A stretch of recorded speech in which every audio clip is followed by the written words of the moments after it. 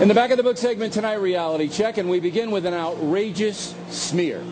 Writing in the far-left newspaper Newsday, a woman named Jenna Kern linked me with an accused killer. Jim Atkinson is charged with murdering 2 people in Tennessee. When police searched his home, they found a number of books, including The O'Reilly Factor. Because of that, Ms. Kern tries to make me a link between the alleged killer and the Factor. Of course, that is nuts. Ms. Kern wouldn't talk to us, so Jesse Waters paid her a visit. Did you read The O'Reilly Factor? Did I read the book? No, I didn't read the book. So you didn't read the book? No. So you don't know if there was anything hateful in the book? I looked, I read a lot of comments online that Mr. O'Reilly wrote. So you never read his book? No, I didn't read the book, no. So why would you link a killer to Bill O'Reilly? Isn't that grossly unfair? I think if people read the piece carefully, which I don't think was done by a lot of the comments I read, that they would have understood that I wasn't directly linking him. I was trying to talk about a culture in this country where I perceive that there are hateful things being said, specifically against people with liberal points of view. What's O'Reilly said that's hateful? Their comments are in the piece that you can see, and I need to go. I feel a bit ambushed here, but and I would be happy to talk to him about it, except I've seen the show, and I've seen that he does not let people typically respond without kind of screaming and yelling, which is the kind of stuff that I was speaking up against. Okay, I'm not so sure you've seen the show all that much, but thanks for your time. Now, obviously, Ms. Kern is misguided, but the true villain here is Newsday editor John Mancini, who has directed cheap shots toward Fox News for years. Jesse also caught up with him. So you don't think that that's unfair journalism? That's just shoddy? Absolutely not. You should know about shoddy journalism, though. Why is that? Very well. I think you know why. Why don't you spell it out for me? Spell it out. Bill O'Reilly. That spells shoddy journalism. Can you want to elaborate? No, I think that's pretty clear. But I thought you haven't read his book. How You do don't you understand that? Bill's book doesn't need to be read to know about what Bill's about. She raised the question of whether Bill inspired this killer. Yes. And you don't think that that's slanderous? It's a fair question. No, I absolutely don't think it's slanderous. What other books were in this killer's library? I don't know all the books. Why don't you know? Why don't I know? Why don't you know that? Why would I know that? Well, considering the fact that the whole premise of the article was based upon Bill's book being in this killer's library. Not just Bill's book, other things as well. Which were? I don't know all of them. So can you point to any specific instance of hate or misinformation coming from the O'Reilly Factor? I would say watch it each night and you could probably find an instance of that. Can you point to one specific example? I don't take notes when I'm watching the show. I don't watch it that often, Frank. But you'd remember, wouldn't you? Probably not. So you don't watch the show?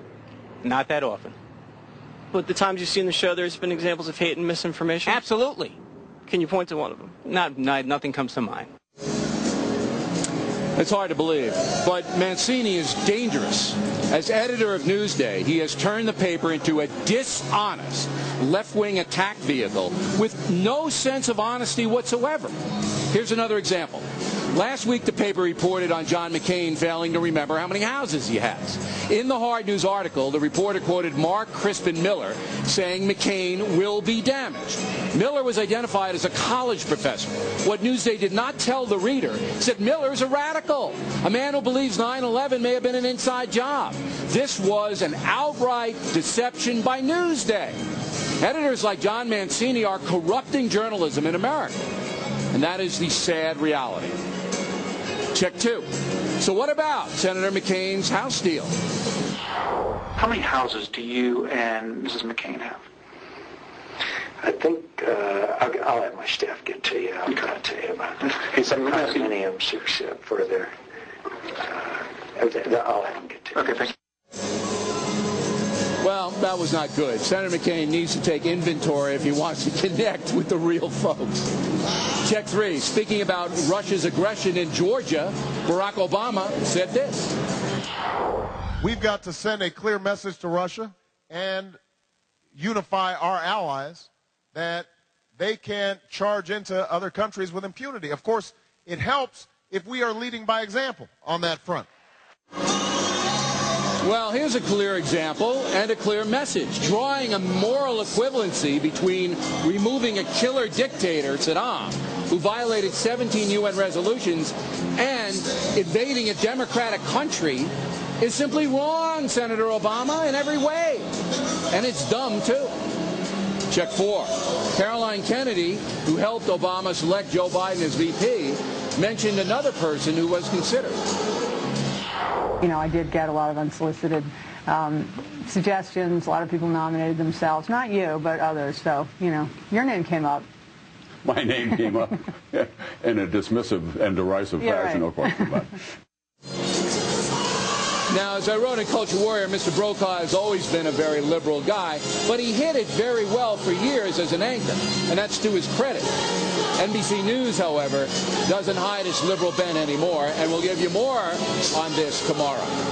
Check 5. Still on the subject of liberalism, Professor James Fowler at the University of California found that little Stephen Colbert's program really helps Democrats. When Democrats appear on the Colbert Report, their contributions go up 40%. When Republicans appear, they get nothing.